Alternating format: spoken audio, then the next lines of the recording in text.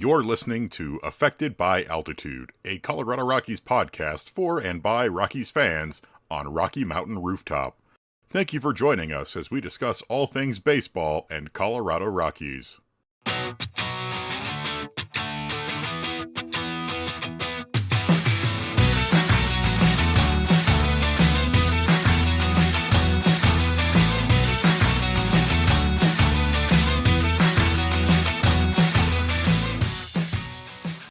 Hello and welcome to Affected by Altitude, a Colorado Rockies podcast on Rocky Mountain Rooftop.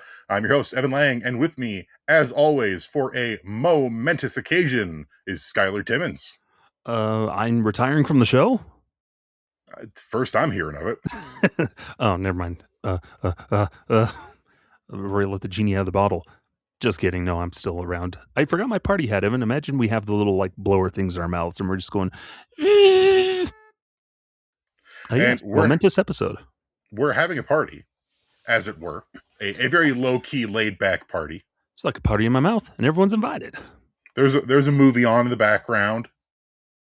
Hors d'oeuvres are around if you want them. There's a big bowl of Chex Mix nobody's touching. Got a fresh 2-liter bottle of Mountain Dew. Mm-hmm.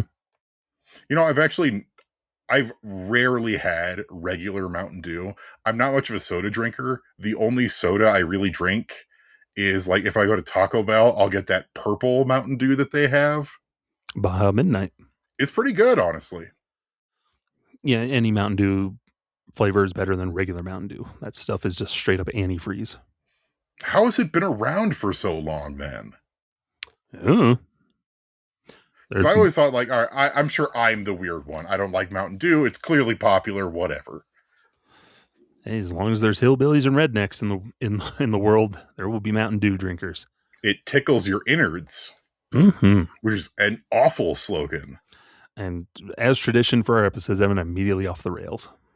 It didn't take us long, and it never will, because, folks, this is episode 200 of Affected by Altitude with me and Skyler. Thank you all so much for making it possible for us to get to 200 episodes. It's been a long time coming since we first started, or restarted, I suppose, however we want to call it, the show back in June of 2021. We are now 5 seasons deep. 1 host fewer. 1 host less, 5 seasons older. Our hopes are more crushed. Mm-hmm. Well, we picked the worst stretch in Rockies history to cover this team. Yeah. What was the best thing to happen during this entire run was Todd Helton getting elected to the Hall of Fame. Mm-hmm. On the field. Yeah. It's been the worst stretch in franchise history. And we started this show right on time. Yeah. In the wake of Nolan Arenado being gone, Trevor Story and John Gray on the way out the door. Horrible decisions. Yeah, a big slog. The worst season in franchise history. 7 consecutive losing seasons. Fun stuff. A lot of losses. Let's see. I'm looking now at the description that I wrote for the first episode on June 21st, 2021, titled New Faces, New Problems. And apparently we talked about the Arizona Diamondbacks setting the MLB record for consecutive road losses. The Rockies being one of the league's best home teams, but the league's worst road team. The sticky stuff debacle, if you remember that feels like so long ago.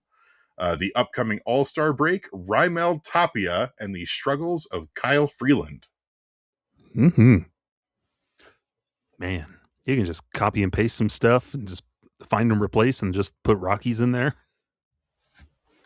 Interesting stuff. Since then, Raimel Tapia is completely out of Major League Baseball for a variety of reasons.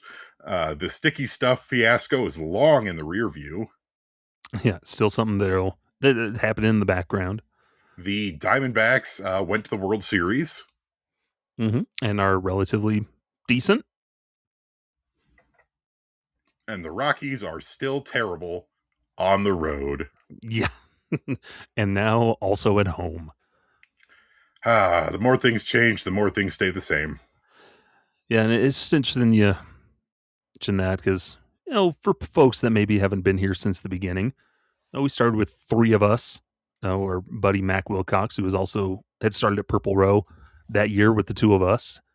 And it was just kind of giving out, hey, who wants to do a podcast? And three of us just were kind of mashed together to do it and figured it out. We started off recording our own audio on our computers through Audacity while It on was a Google call. it was so awful to record and edit. So I still did the bulk of the editing back then, but I had to get everyone to email me their individual audio, and we could only do it 30 minutes at a time through the free subscription of Google Meets or whatever it was called at the time. So I had to go through and link up everybody's two audio sections and then link up and sync the three individual bits of audio. Yeah. And so we were doing that. And it also was cumbersome because, I was running on HughesNet internet at my at my house, which wasn't very good. So I would have to do it up in town at a church building that I had the key into. And then I'd find an empty room on like a Friday Oh or man, I Saturday or remember something. that. And so, We had the running bit for a while where you'd find a room that had a chalkboard in it, and then yeah, I'd you'd write like, write a joke or something on the chalkboard. so I did that for a little bit. And then there was some rare times I did record at home, but there was always a slight delay. And so my response would come in a little delayed to the rest of you. Like I could hear you, but then my response would be delayed and It whatnot. would So that be was fun. your response was delayed or your audio quality was terrible. Yeah. So and then eventually we're like, hey, let's make it easier. Let's do Zoom. It's because it combines and you don't have to try and separate the the links, but it was still the same problem of, 45-minute time limit on Zoom sessions. Yeah, a lot of the original files were part 1 and part 2. Mm-hmm. And then eventually, yeah, it was do that, and then eventually we just got to like doing the StreamYard, other stuff, finding some other things after we joined up with Fans First Sports Network because they broke off from SB Nation because podcast went away there, and then we had our different things through them, and then those all are gone by the wayside, and now we use a different program that's still free and does all that we need it to. Yeah, honestly, it works fairly well. But I just think about, what else I remember is was it somewhere in the 70s when my computer died and we lost basically our entire catalog of stuff. Oh yeah, That was fun. the fun stuff. It's been a journey. Yeah, and then eventually at some point, I was like, hey, let's put them up on YouTube too. So we have the video versions. And the video versions do okay. Hey, if you want to see our faces watching a show, then you do it. We can cater to your odd and specific tastes. Mm-hmm. I just think about how much things have changed over the last 5 years and 200 episodes. Of course, we no longer have Mac with us. He went off to some other dimension mysteriously. He found Kingdom Hearts. He opened the door to darkness. No, he closed the door on the darkness. You don't know that. When was the last time you heard from Mac? It's true. The old Pebble Report podcast that used to run side by side with our early episodes. Yeah, that was Justin Wick and Kenneth Weber. They are what really is crazy to me is just thinking about all the folks at Purple Row who were with us when we started over there, when it was you and Mac and I and all the other people. Most of those people are gone. Yeah, there's only the 3 people that were already there when we were, and then you and I, and then now some new folks. We're the old season veterans. Sixth year doing it. This will be your season number 6. Yeah, but then you just look back and please don't ever go listen to those old episodes because they're rough because just awkward because we didn't know each other yet. We didn't know each other. None of us had really podcasted before. Like I had done a couple of episodes of some other random stuff, And I just remember how it took us a while to stop like talking over each other and kind of find the rhythm. Mm-hmm. Or yeah, finding that rhythm where like sometimes you would go on for way too long for like a 5 minutes of talking, and then Mac and I are like, I don't have anything to say because Evan's just said everything. And so we're just like, I got nothing to add. I still do that sometimes. Yeah, but usually it's just me. And I'll cut you off whenever I need to. like, oh, it won't hurt Evan's feelings. I'll interject here so I can say something. Are many, many bits of varying quality. Mm-hmm. McDonford's, Good old McDonford's, George uh, Lucas, Robot Dick Montfort, Robo Dick Montfort. Good times. Good boss at uh, the end of Wolfenstein. phone calls with Chris Bryant. Mm-hmm. The soundboard. I need to bring that back, but I have to set it up with my microphone again. Yeah, you gotta make things actually work. Like that is one thing I will say is over the last 5 years, it has become overall much easier to do the show. Mm. Something I've always been grateful for is the way that we format it. We're having a conversation, and you folks, the listeners, are along for the ride. You're basically just listening to Skyler and I talk Rockies baseball, and it makes it way easier to edit because we're already kind of acting as though we are recording live. Mm-hmm. And it makes it so that there's much less that I have to go in and correct or change or anything like that because we might as well be talking live. Yeah. And we only had to bleep once. One thing throughout 200 plus episodes. And No, it was 200 neither numbered of us, it episodes. was Mac. And it was a justified time when he did it. So that, so we treat just like it's normal live radio show, and it helps like get familiar with one another too. Just you know, talking in the Purple Rose Slack, and know of everybody. It's usually you and I are that are the most vocal in that Slack channel, and usually have the most to say. Say of analyzing things and talking about things, and it helps because we bring those two different perspectives. You're the very very passionate, wear your heart on your sleeve Rockies fan and whatnot, and I was approach it with my player mindset and whatnot, and as a broadcaster, calling games and whatnot. So some good unique perspectives that we bring. I think of all the many hats that I have worn throughout the show. Mm-hmm. I have as well, but usually only a couple. Yes, but because I have a mental illness that compels me to Mm-hmm. purchase as many hats as possible. Just do an episode of everything Evan has bought over the course of this podcast. That would be a very, very long episode. But then, of course, it's 200 numbered episodes. Of course, it's 200 plus because we've done a bunch of interviews. Players or broadcasters had Stephen Rice on a couple times when he was with Fresno, and a bunch of the player interviews that really have started to pick up. Last year, I think especially, had a bunch of player interviews, or I coined the phrase rooftop mingle. Just like, that sounds nice. Something like that. And then we had our special episodes like draft recaps, trade deadline, award shows. Todd Helton hitting the Hall of Fame. Yeah. I was doing every Rocky ever too. Someday they'll figure out how to bring it back. But my brother's always busy enough. It's hard to fit that in, but something I always enjoyed doing too. It's like this, a lot of avenues for us to bring podcast content. Just talking about this stupid team. Yeah. And it's, we're not the biggest, we're not the most acclaimed podcast in the world, show in the world, but the fact that we still have a very dedicated group of listeners means a ton, and we appreciate y'all very, very much. The 150 of you who tune in every week here on Spotify or Apple Music or Apple Podcast, whatever it's called now. And slowly but surely we've been ticking up over on YouTube, where we're getting about 30 views on an episode each week. It's not a crazy amount, but it shows us that we have people who care about the content we make. And for us, it's, if it was about the monetization or whatever, we probably would have stopped doing this show, back in June of 2021.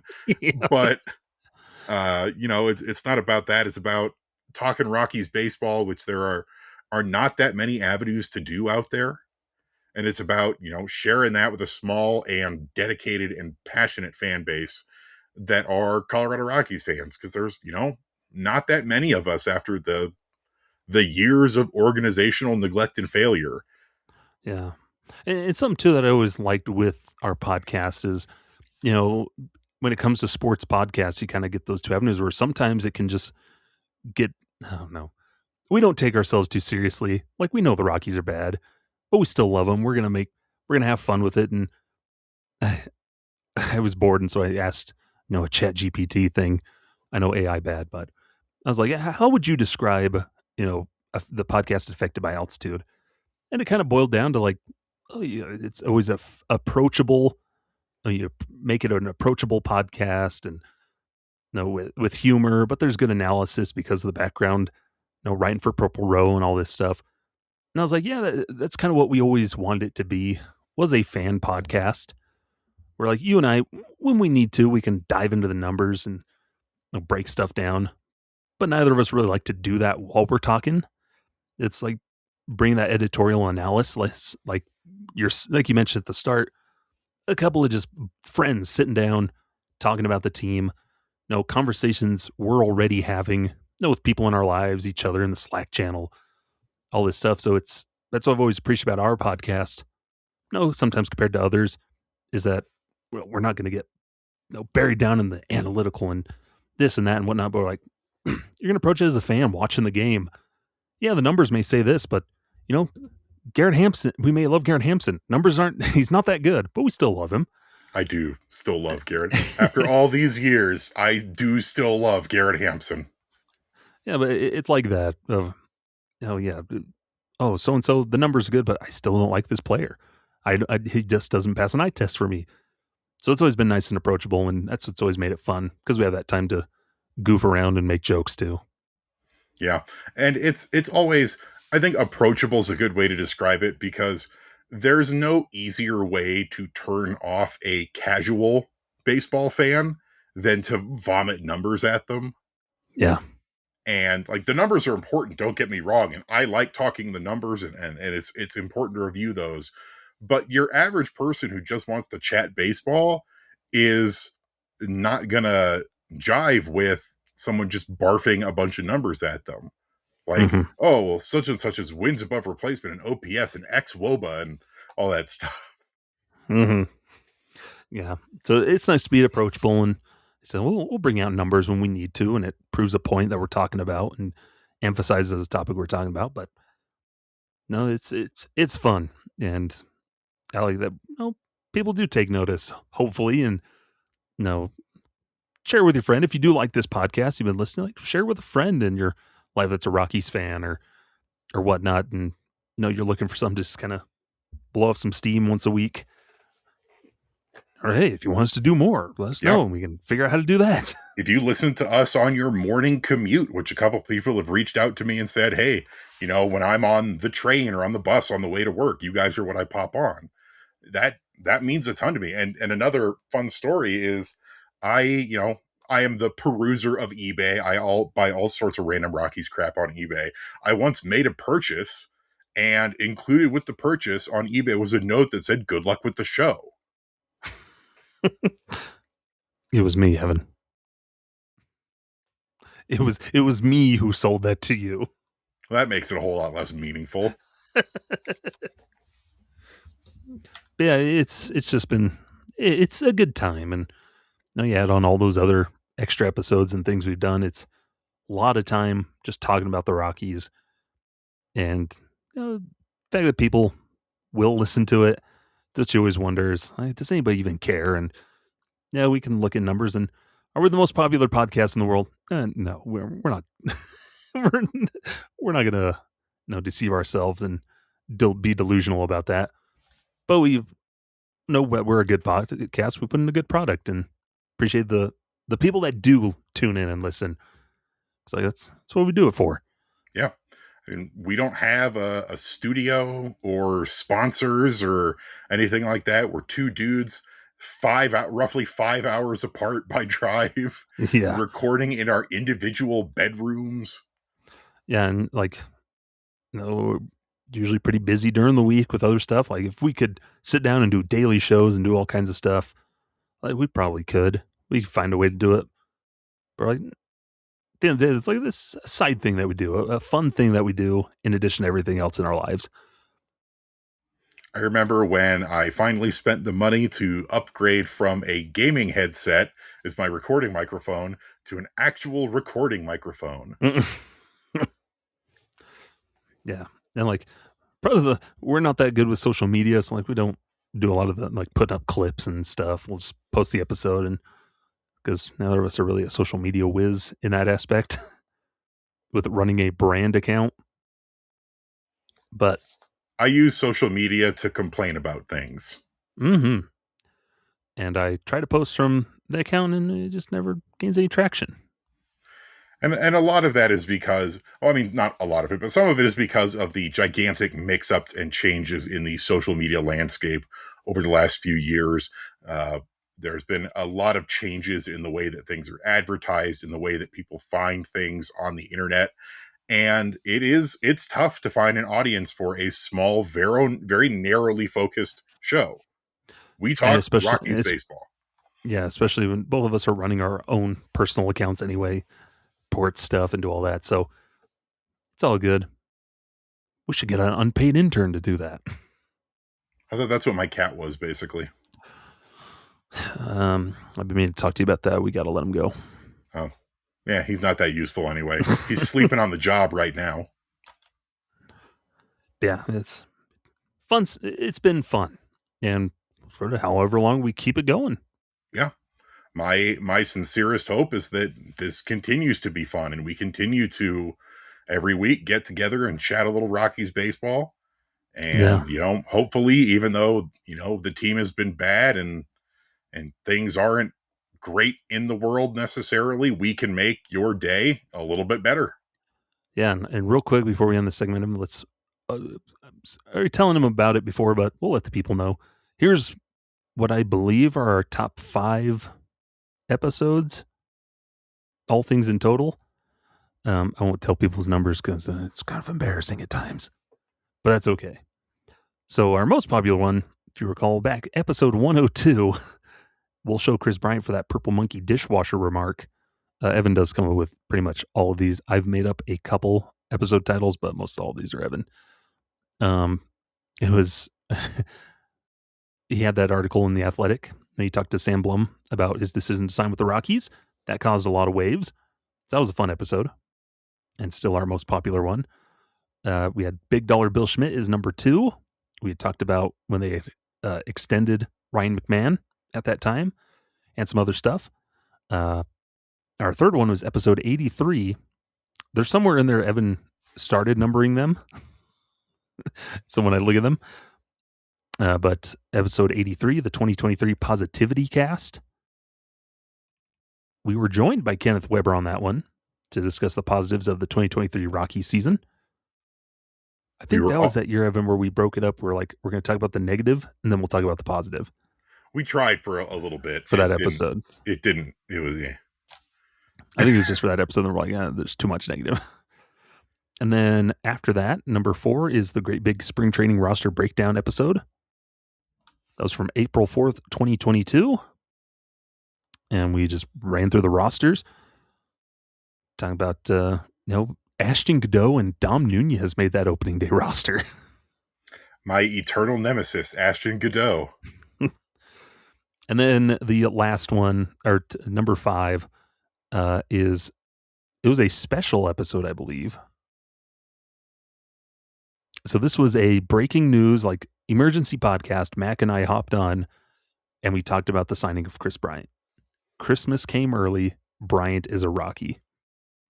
Started a long trend of Chris Bryant tending to get us the most clicks.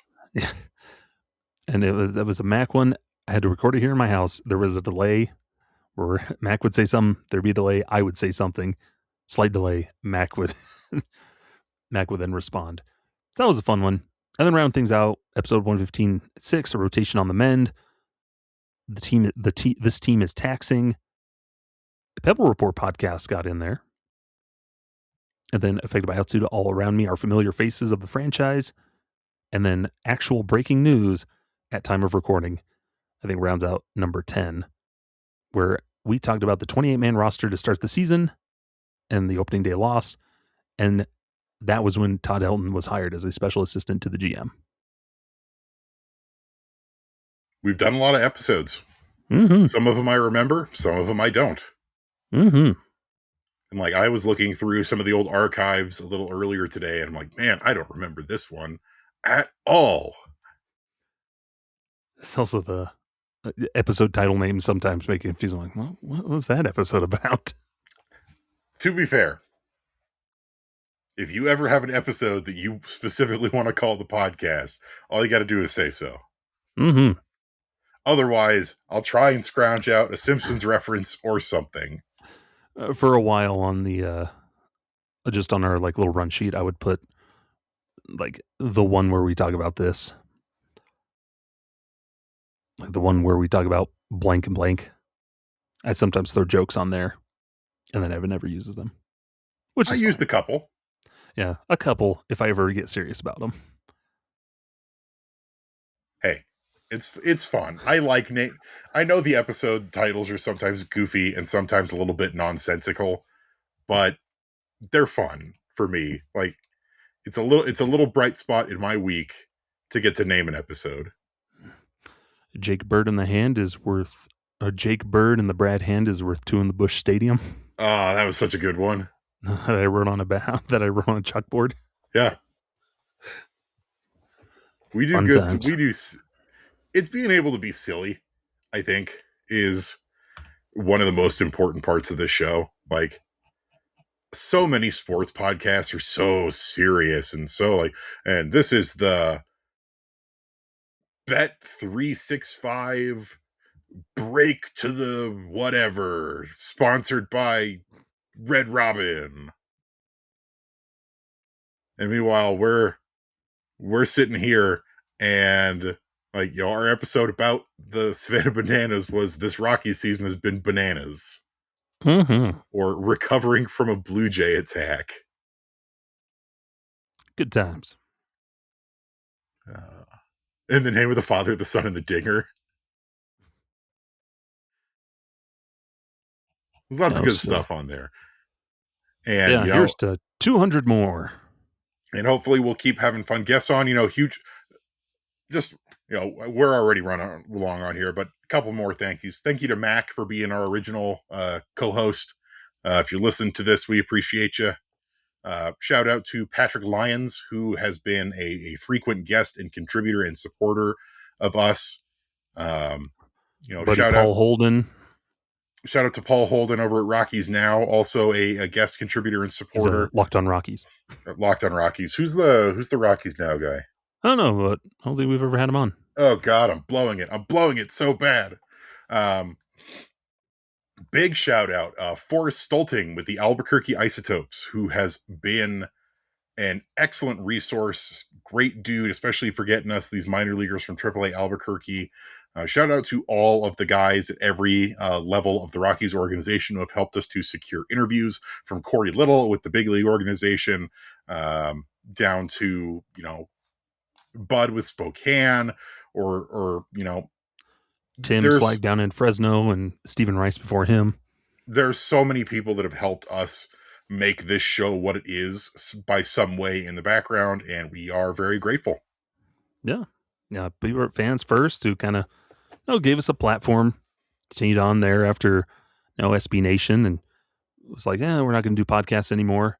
Kind of gave us a little home to work with and gave us some resources over the last couple of years. And so huge shout out to Sam Bradfield at Purple Row for just kind of throwing it together and offering it up and letting us run with it. Yeah, when she came up and said, hey, which one of y'all dinguses wants to do a podcast? And we were like, oh, I guess we can do it. I like doing it. And then the rest is history. Mm-hmm. We both hit puberty. My voice didn't sound like this anymore. My voice got even deeper, Mm-hmm. and I lost a bunch of hair. Mm-hmm. I gained more hair. That's true. You used to keep your hair really short back then. Oh, I still do. It just depends on the weather. Yeah, I feel that. But yeah, 200 episodes. Here's to 200 more on Affected by Altitude and Rocky Mountain Rooftop. And we are going to take a quick break here. And when we come back, Skyler, I think we're going to report to Camp Schaeffer. So don't go anywhere. Ooh. We'll be right back. Welcome back to Affected by Altitude with Evan and Skyler. Thank you so much for sticking with us through that break. Skyler, it's spring training. Officially, for real. Wow. There's Yeah, baseball. everybody's been in camp. We've had some games. We've had videos and interviews and clips. Baseball is back, baby. Bunch of people who we don't know anything about come up and play baseball in the later halves of these spring training games. Mm-hmm. Edouard Julien left his uniform behind in Scottsdale for today's game. Hey, whatever happens. Whatever you got to do. But the biggest thing I think so far for both of us, Skyler, is the what has been called Camp Schaeffer. Under the first full year of Warren Schaeffer as the official manager, his new coaching staff on all levels of the game, on offense, on defense, on pitching, and watching what has been going on in Rockies camp since people started reporting, a week or so ago. It started with pitchers and catchers reporting, and we're watching guys working with Alon Leishman, and we're watching guys work with Schaeffer. Then the position players all report, and we're watching them work with their coaches, and now even into the games, and we are seeing things that we're not really familiar with as Rockies fans. And one of the biggest things has been transparency, especially from the manager, where Warren Schaeffer has been very quick to come out with his thoughts, answer questions, and go over what the plan is with the public in little clips. During games, after games, during camp itself, it's really refreshing. Yeah, and it's good for Schaaf, who has no was only the interim manager last year, and now that he's the man with the official title, no, he is the head of this team, and we were already ahead of the curve. Like we were on Team Schaefer. We're like, okay, Schaaf is perfect man for the job. I think he can do good. And now for him to be able to come into camp and run it the way he wants to, with this team of players or this team of coaches that he helped craft with Paul DePodesta, that Schaaf was right in the middle of those interviews for his staff and bringing in the people that he thought was going to be best. It's a lot of that transparency, and this is Schaaf's opportunity to show the greater public, like, no, I am the man for this job. Like, I don't want to leave any doubts because we know there's people out there, even former players, who think that Schaaf isn't the right man for the job, that there are better options. There should have been better options for him. But no, he's showing the way camp is running and the players, the snippets we're hearing from players, they are excited about the positivity and what is happening in camp. And that goes back to what Warren Schaeffer wanted to do with how he ran his camp and how he wants to run this team. And we're already seeing those influences, and it's refreshing. Yeah, especially with, he did craft this whole coaching staff. And I know that, Paul DePodesta and Josh Burns, the new front office, had a lot of input on this coaching staff. And you can see sort of where their influence leads and where some of these guys are coming from. But we've seen, examples of, Warren Schaeffer was in all of these interviews, asking specific questions. I think about the piece that Thomas Harding wrote about Antonio Senzatela the other week. And Warren Schaeffer is talking about when we were interviewing the pitching coaching staff, when we were interviewing Alon Leishman, the question that I asked was, what do you do with a guy like Antonio Senzatela? And that's the kind of thing. And they've been very open with all of this new information and the things that they are thinking about, the things that they want to try. And it's probably the most open the Rockies organization has been in my entire memory. of I can't remember the manager being this accessible and this open to explaining what the plan is. Because that was always one of our biggest complaints about the previous regime under Bill Schmidt, under Bud Black, even under Jeff Bridich. It was, can you please tell us what is going on? What is your thought Mhm. process behind making these moves? Because it doesn't make any sense without the context that you would provide us, and we never get it. Yeah. And now we get the context of, well, why did you bring in these three veteran starting pitchers? Well, because of the influence that they bring, their wide pitch arsenals, their ability to help us experiment, and the ability to help us stabilize and sort of set a basic floor. Great. Love it. Yeah. And that's something that Schaef's really good at, and that the players talk about is he's a good communicator and will speak his mind. And there's just been a nice collaborative effort, is what it feels like when you look at B-roll footage. You see what's going on in camp, just working, and Schaef's interviews that he has and clips that he has. It's just this good emphasis on a collaborative effort, and I like what they're doing in camp is just breaking things down to simplify things, work on the fundamentals of baseball because that's where they were lacking last year. No, there was a lot of bad defense, a lot of bad pitching, a lot of bad hitting. And so Schaefer understand like he's got to treat like it's a minor league camp. It's instructional league. And sometimes that's what you need when you're a team that's rebuilding is someone who understands that mentality. And I think Schaef's all on board with how he runs camp now of going back to the fundamentals to build these guys up. And he tells us that. Yeah, Yeah. this is what we're working on. We want to work on this and that so we can get better, so we can improve. And I think about, what was it that when things were at their worst last year, when Kyle Freeland went up on that podium and said, basically on the verge of tears, we are a team that is doing everything wrong. He really did mean everything, and it did Mhm. boil back down to fundamentals.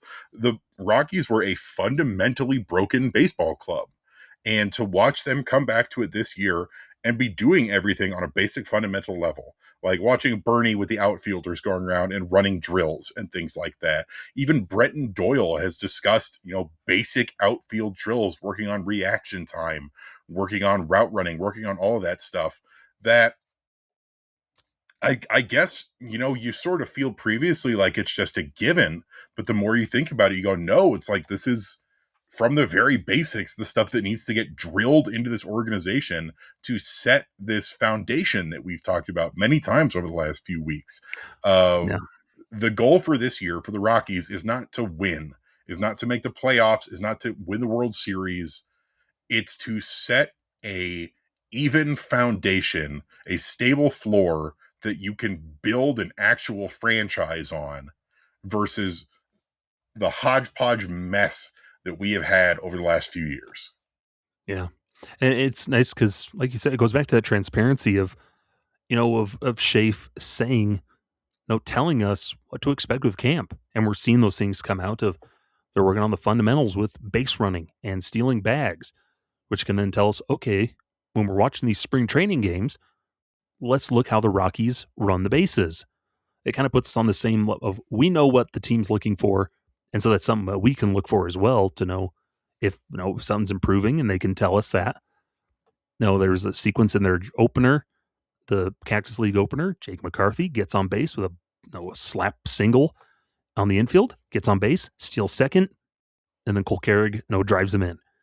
Now, in this simple sequence of that's what Schaefer told us about. And we saw these base running drills. He steals second, and then he runs aggressive and gets into score. Carrig ends up with a triple. So we can see these things and hear about what they're doing in camp, and then it's translating into games that we can witness and see. That's really nice. Same with the pitchers of, we know they want pitchers to expand their arsenal. So then we go in and look for, okay, what's a new pitch that Senzatel is throwing? What's Tanner Gordon throwing? And then they can tell us afterwards, yeah, I'm working on this sweeper and a sinker. I'm working on a two-seamer. It feels like we're in on the camp too. Like we're being let in. We know what the team's doing, and therefore we can kind of be along for the journey. Yeah, and even before this, we're getting snippets of what the plan is or what ideas they're having. every step of the way, from Paul DePodesta press conferences and, Josh Burns talking to people, Schaeffer talking to people. This offseason into spring training, we've heard more from this front office and coaching staff than we heard in 4 years with Bill Schmidt at the helm. Yeah.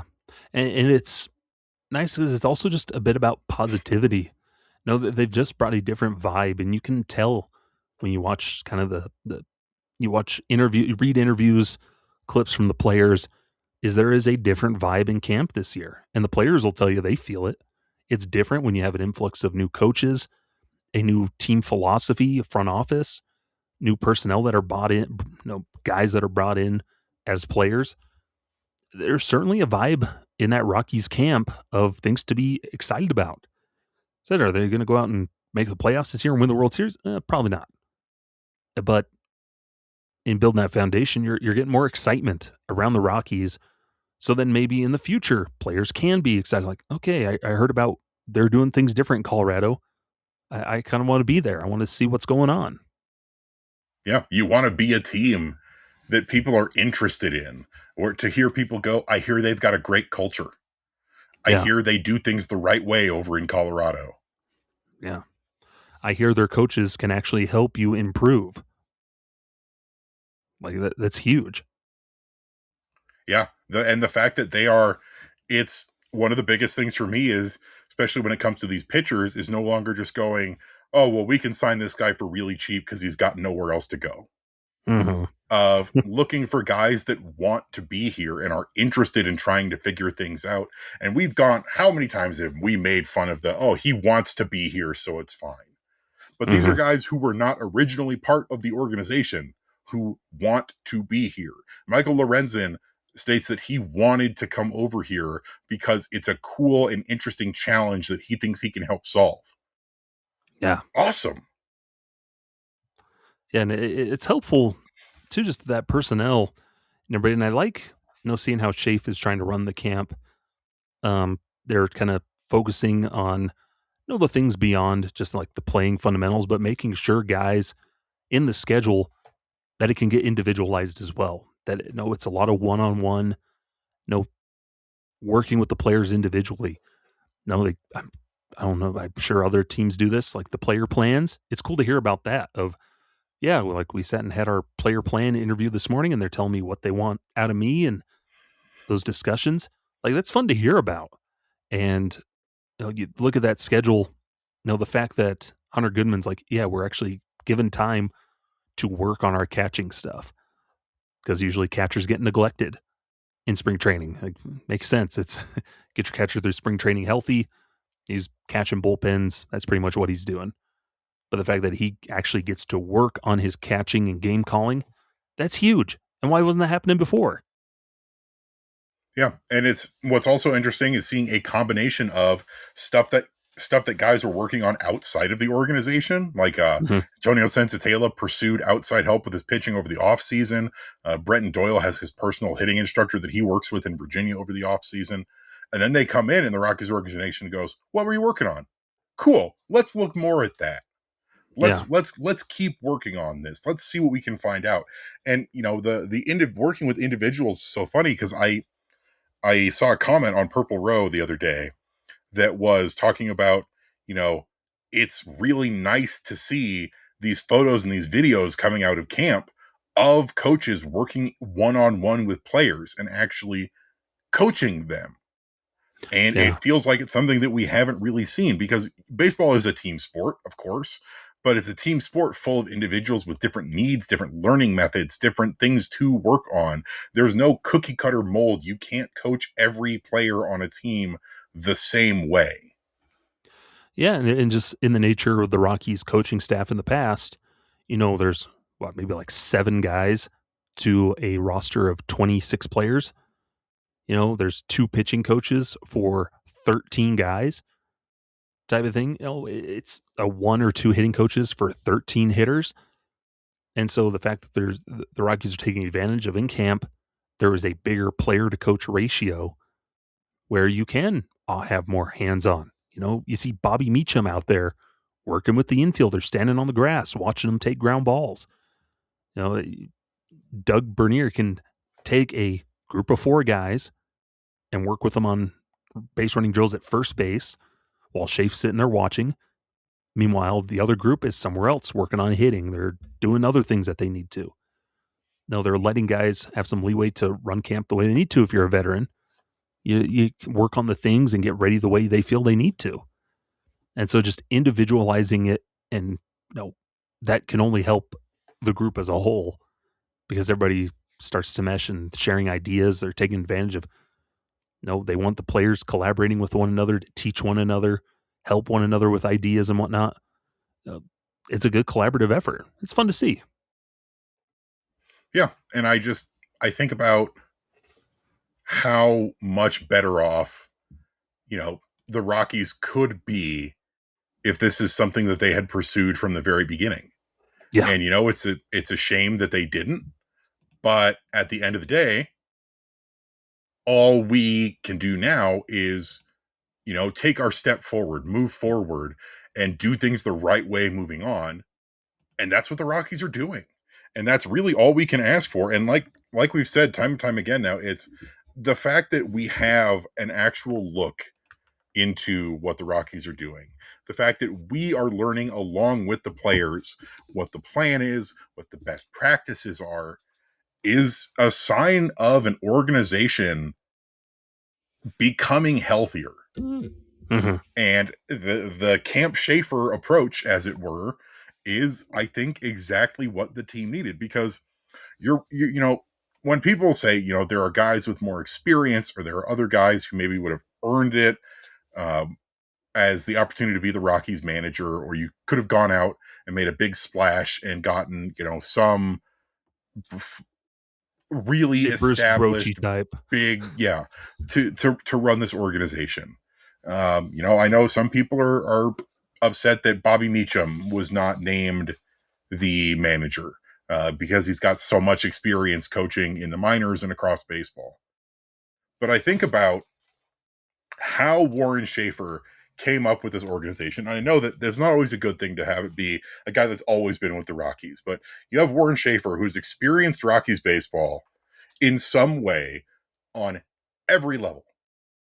And now in his young career, he's still quite young in terms of managers, where he does bring that minor league player development focused mindset to the Rockies on a major league level. And like you said, Skyler, that means, getting everybody as much playing time as they can, and switching things around and trying new things and drilling the fundamentals. And it just makes me happy. Like, I know the Rockies are still going to be bad this year, but every time someone asks me, "Oh, hey, Evan, are you excited for Rockies season?" I go, "Yes, actually." Because it's not going to be a great season. Like, again, we're not going to go out and win the World Series. If we don't lose 100 games, I will be shocked. But it's going to be really interesting. It's going to be profoundly educational, and it's going to be a tone setter for the years to come in the future. Yeah. And I think what's nice to see too is, people on the outside can have all their opinions and whatnot, but you hear from every player that's in there in camp, and just how much they love that Schaeff is there, that he's at the head of the operation for the on-field squad and everything, and that he can relate to the players and they can relate to him and trust him, know that he cares. And that can only do good things when the players are bought into whatever it is the manager is doing. Yeah. Because that became an issue.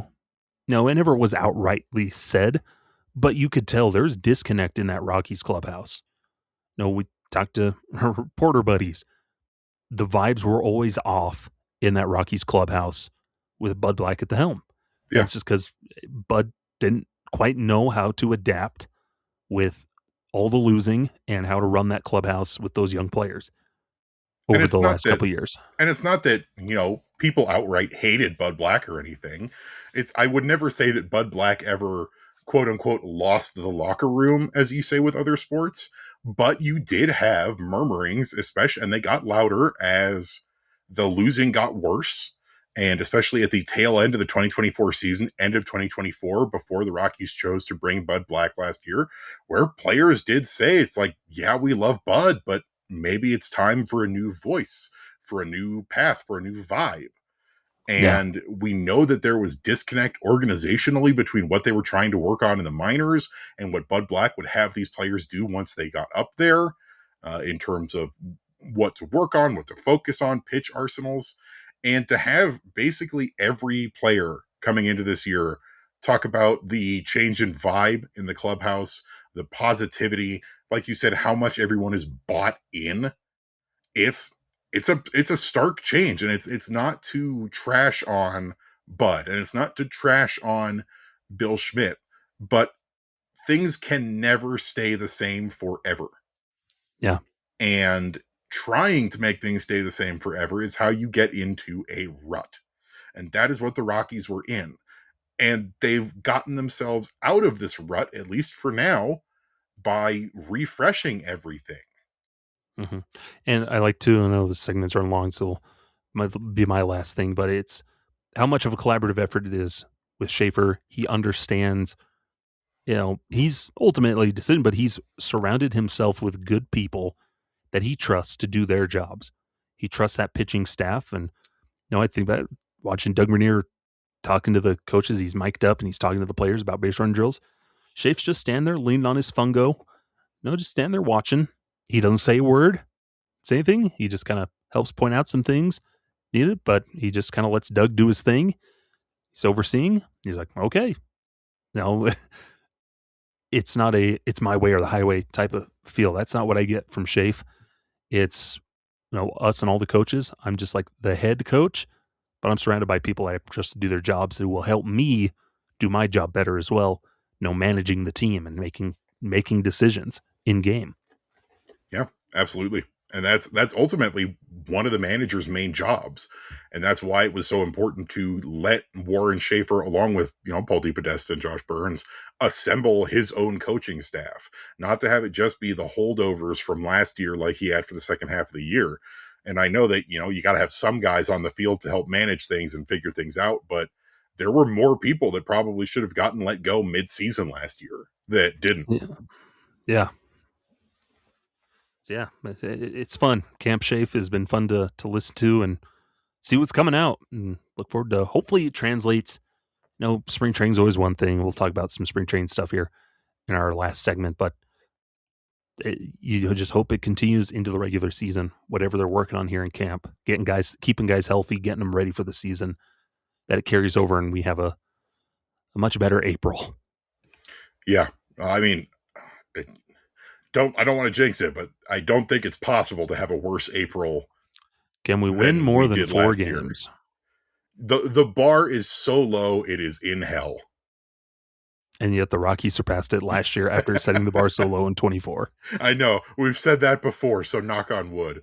But yeah, that's Camp Schaeffer, and we're excited to see how it all turns out.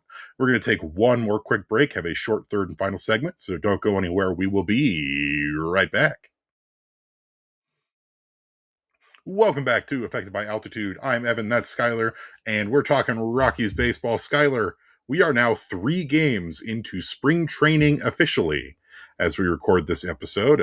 Currently, the Rockies are playing the Texas Rangers. It's the 6th inning in a game that is unfortunately not televised because for some reason they can't just put someone's iPhone on a tripod behind home plate and just, let it rock. But we've had baseball.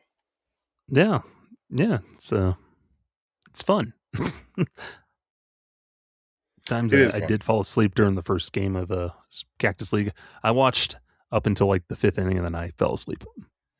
Yeah, I conked out yesterday at some point during the Diamondbacks game, but honestly, that's one of the that's like a nice tradition for spring training is falling asleep listening to a radio only broadcast. Yeah, but also not a good go of it for Parker Mashinsky in spring training thus far. Yeah, 5 runs today. This game's gotten really ugly as well. Wellington Herrera just got on the mound and immediately gave up a single and a double. Yeah. But then again, Interesting. it's spring training, and you oscillate wildly back and forth between it's spring training, it doesn't matter, and no, you have to win every game It ever. only matters. But Skyler, what are some of the things that you have noticed so far in the first couple games? Aggressive base running. I think, like we said in the last segment, the Rockies are emphasizing running the bases more. Bases, and hopefully to see more guys getting steals, putting the pressure on the defense and pitchers. And so that's one thing for sure.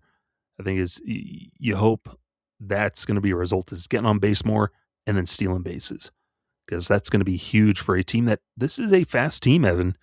Like, there's no reason they shouldn't be able to steal more bases. They just have to get on base, because then when they would get on base, they're just too scared and wouldn't try to push the envelope too often. Yeah, and that's also something that's going to be on Warren Schaeffer, is to push the envelope and to get people to steal, because that was always what Bud Black would say is, this year we're going to steal a lot of bases. And then that would immediately go out the window. Yeah, usually he was just talking about spring training, I guess. They steal a bunch in spring training, and then it does not translate into the regular season. Yeah, and whether that was because, the Rockies were very quickly behind pretty much every game, and you didn't want to potentially give up a base runner by getting caught stealing or something like that. But it's going to be on Warren Schaeffer to keep his finger on that button. And it's the same with a lot of other coaches. Sean Payton of the Denver Broncos always says, we need to run the ball more. Well, buddy, you're the guy calling the plays. And you don't run the ball enough. And you don't run the ball more. So that's on you. But it's, it is a very fast team. Even our backup catcher right now, Braxton Fulford, is very quick, very athletic. He's a guy who can steal bases. Yeah. Kyle Karros in the Sunday game has 2 stolen bases. So, yeah, Karros having a great game too, overall. And in addition to that, it's not just stealing bases, it's getting on base. And something that I have noticed is there's a lot more, and I don't know if it's a spring training thing specifically or what. So the Rockies have still struck out a decent amount, but they've struck out a lot watching pitches go by. And it feels like, to me, and I don't know if this is correct, I need to maybe ask Schaefer or ask somebody if that's what they're working on, is it feels like they are trying to watch these borderline pitches and get a better idea of pitch recognition and pitch sequencing, something that they've, historically not done very well at, because this is a team that needs to draw more walks. And if they're not drawing walks, they need to be making contact and getting the ball into play. Yeah, it's all about becoming more aware of the zone, and especially even more so this year with the implementation of the ABS system at the big league level.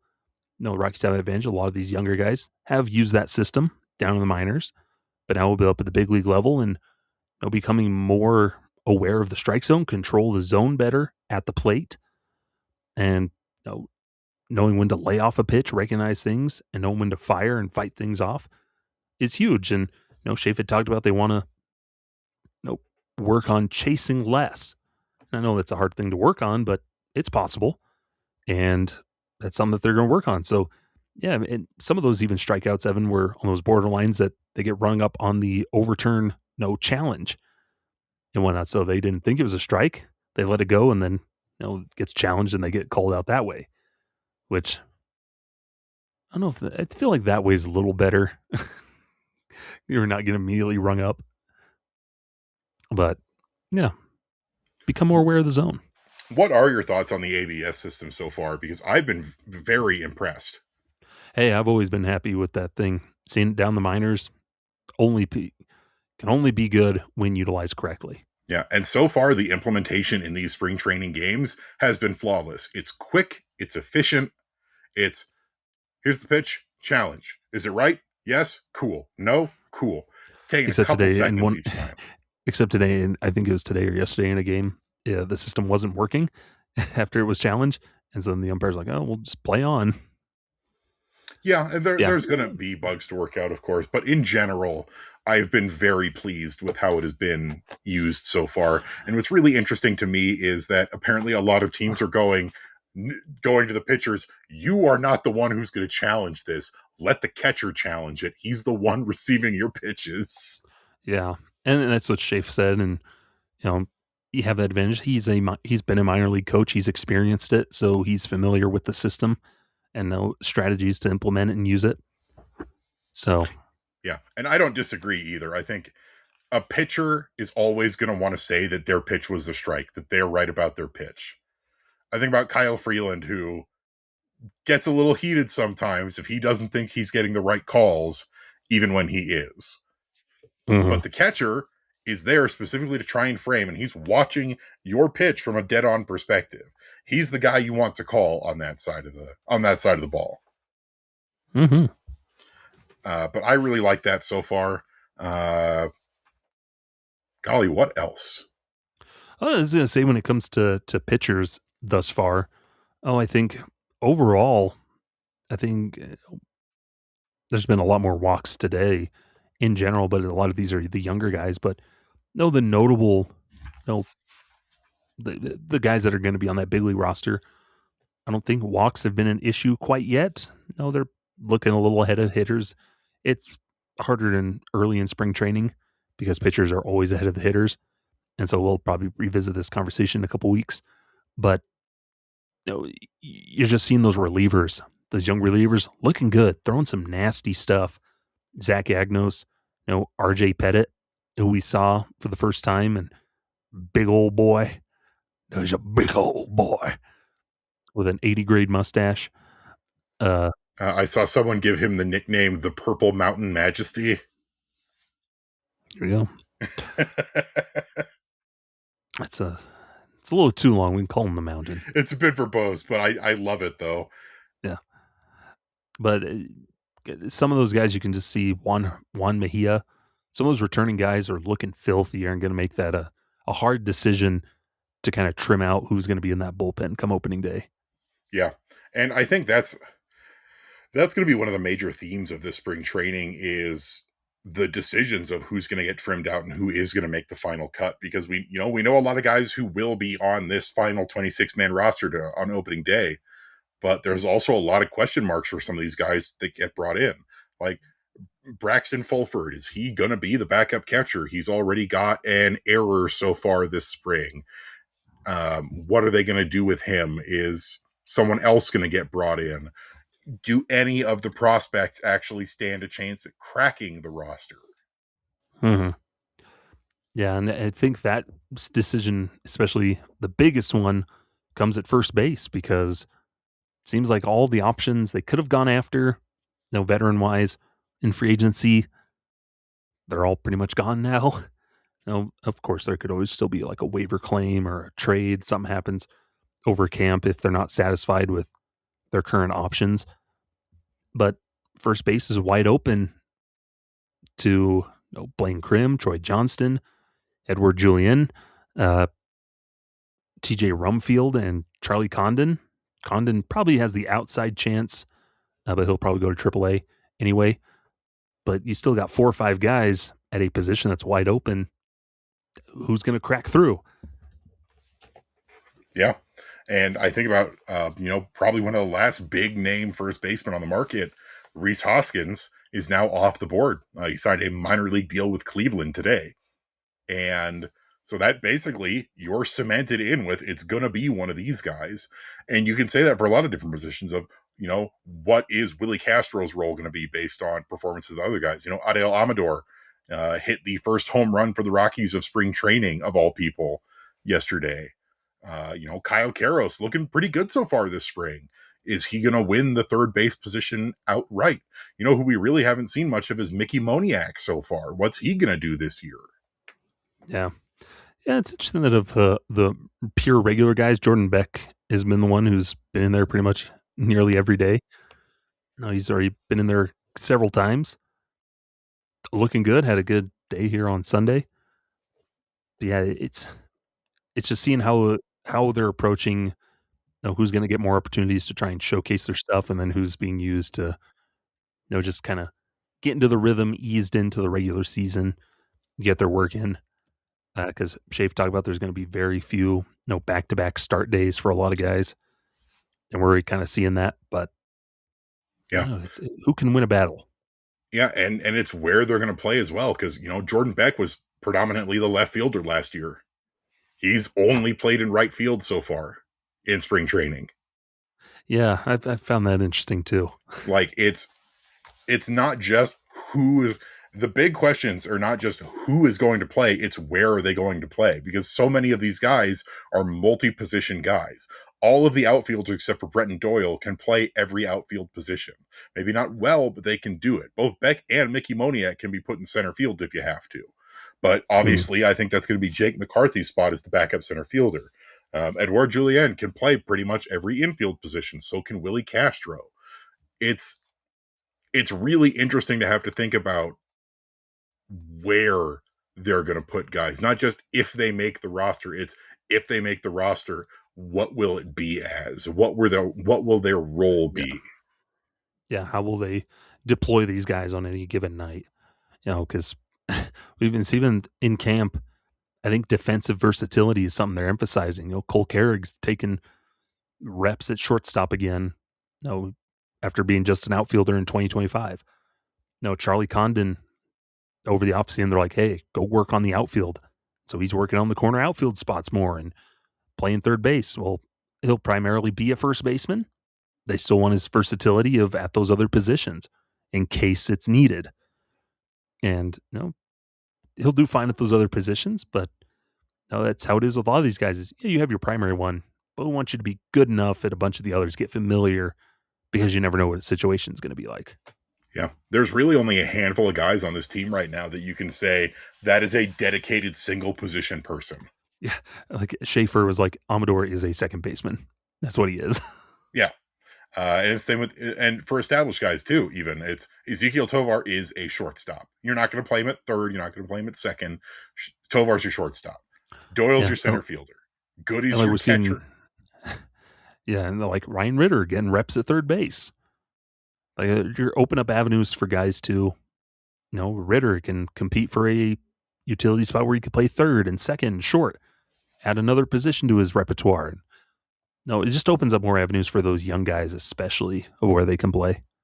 Yeah, get people playing time, get them the ability to show off their stuff, and really get a chance to say, all right, well, I'm a guy that you want to build around. I'm a guy that you want for the future. And maybe it's not at the position I've historically played, but you can still get use out of me. Yeah. But yeah, it's fun to see how that all works out. It's a juggling act for sure of how do you get all these guys the time that they need playing wise. But hey, at least on the pitching side of things, starting pitchers, starting to see our guys, seeing some of the new pitches that Senzi's working on and Gordon, both looked good enough. Or Gordon looked pretty good, like himself in one inning. Senzi, you're like, you can see that he's working on stuff. Yeah. The fact that you can see that they have been hard at work, like Senzi wasn't perfect. No, especially with that home run he gave up to Nolan Arenado, where he was trying out one of his new pitches, the sweeper, and he left that hanging to be punished. And you know what? That's a growing pain that comes with learning new pitches and doing new things. And spring training's the time to get those growing pains out of the way. This is the time to test your new pitches in live game action. Mm-hmm. And if maybe Senzi gets his starting spot back, maybe he doesn't.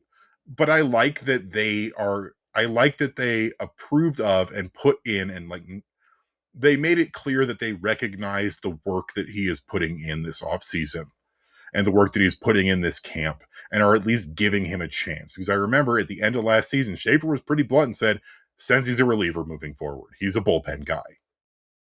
And, that's a tune that he held until pretty recently. Yeah. And it all goes back to this guys going out and fighting for a job that they want. Just for the job you want, not the one you have, Evan. As a reminder, the position for Dinger's assistant is still vacant. I don't want that job. You don't want that job? You're not going to dress for wanting that job? No, I don't feel like wearing cargo pants and weird little ranger outfit. Cargo pants are comfortable enough. Yeah. I don't know. I don't know what you want from me. I want you to close this episode out. I think that's a good place. That's a good stopping point. I think you're awfully right. This has been another episode of Affected by Altitude. Thank you so much for sticking with us through 200 episodes of our shenanigans. We will be back and we will keep this going for as long as we possibly can. So, Skyler, why don't you tell the folks where they can find you at? As always, you can find me over on Twitter at Skyler Timmons or over on Blue Sky STimmons13, WSKY.social. And then right in the Wednesday rock piles over at purplerow.com. And if you're a fan of college baseball, and specifically the Rocky Mountain Athletic Conference, I'll be calling a Adams State baseball here pretty soon at home. Their home games are starting up here soon. Hey, we all love a little bit of RMAC baseball. Yeah, except it's a pay-per-view system now. Yeah, that's what a lot of people, what a lot of things are going to, unfortunately. Yeah, but hey, and you can also catch me for the RMAC women's basketball tournament. I believe Adams State will be hosting a game for women, so I'll be calling that probably on March 3rd. See, the problem is, Skyler, that Adams State is not my favorite RMAC team.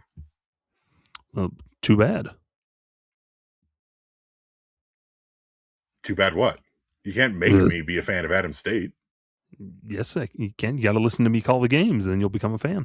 Maybe I will. Maybe that's what'll happen.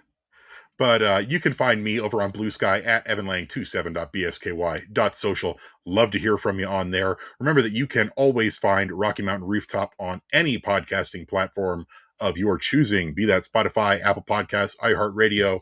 If it has podcasts, we're probably on it. You can also catch us on any social media platform. We try.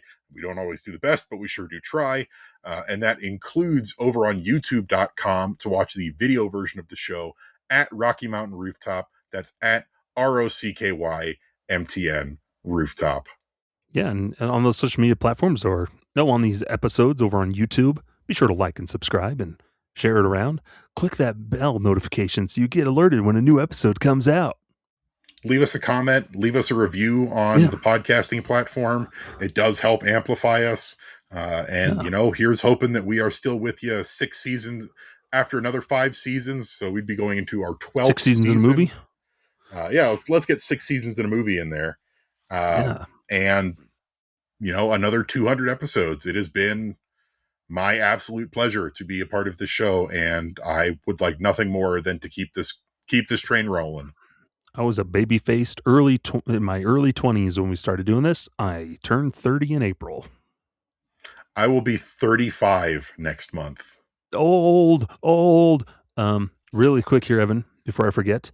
Our pal Mr. Noons from up in Canada did have a question for us that he's the lone person to submit a question. And it was, what elements of Savannah Bananas baseball would you like incorporated into MLB? With the league forever trying to speed up the game, do you feel the rule of a fan catching a foul play resulting in an out on the field stands a chance? No, MLB was not letting a fan catch balls to get an out. Especially with how fans tend to behave in those kinds of scenarios. Imagine that's how the World Series ends. For me, the biggest thing in terms that the MLB can do to emulate banana ball is the advertising, the accessibility, and the affordability. Tickets are relatively cheap and they tend to have them at a locked price. But the big thing for me is they do a really good job advertising their individual players as well as all the other teams. Yes, the Bananas are the main attraction, but all the other teams have great social media, great advertising, and great personalities.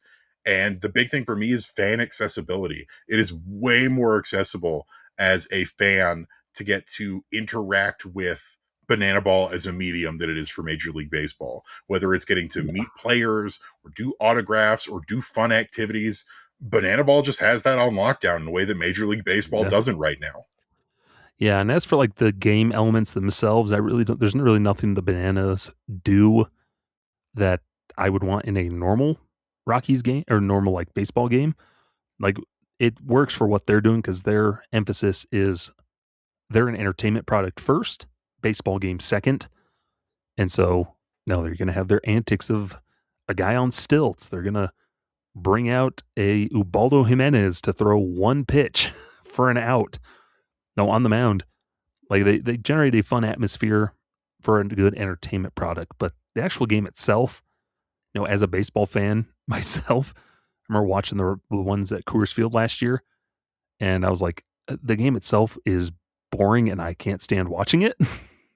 See, for me, I'm on the other side of things where I love Banana Ball, but I also hold it as inherently separate product Yeah, to that's what I mean. Like regular baseball. It's like a normal baseball game. Like this is boring. I don't like it. They're trying to do fancy catches that like it just drives you nuts. If you can remove yourself from that and just watch it, like you're saying, as that entertainment, Banana Ball, its own thing, you can appreciate it that way. I can't remove myself from that other side. I couldn't turn off that side of my brain because like a guy tried to go and do like the between the legs ground ball catch and it sneaks through and then a run scores. Oh, I would be livid if I was the pitcher. Like, what are you doing, you moron? Why are you trying that? Why does my center fielder have a cape on? Frankly, I think every center fielder should wear a cape. It's true, especially that Super Mario cape. Ultimately, baseball should have more things from Mario Baseball. So then, like, the guys could be throwing green shells or throw a bomb out to blow up the center fielder while he tries to catch a fly ball. I do think letting the players show more personality on the field in terms of, like, if they make it easier for them to wear cool cleats instead of just having it have like the one specialized day where you get to wear fancy cleats or whatever, or let them decorate their glove more or do other stuff like that. Let the players let their personality shine through a little bit is, I think, another big thing that Banana Ball does well. Yeah. Fun stuff. But yeah, if you want a question read here on the show, be like Snooze. You can always tag us on social media over on Twitter or on Blue Sky. And yeah, we'd love to answer those questions, even if we don't do a dedicated mailbag episode ever. Absolutely. But I think that's going to do it here for us on episode 200 of Affected by Altitude. Thank you so much for listening. As always, I'm Evan. That's Skyler. Let's hit him with it and get on out of here. Farewell. This has been Affected by Altitude, a Colorado Rockies podcast with Rocky Mountain Rooftop, a proud affiliate of the Fans First Sports Network. Catch new episodes every Monday on wherever you get your favorite podcasts. Be sure to follow us on YouTube as well for video versions of the show.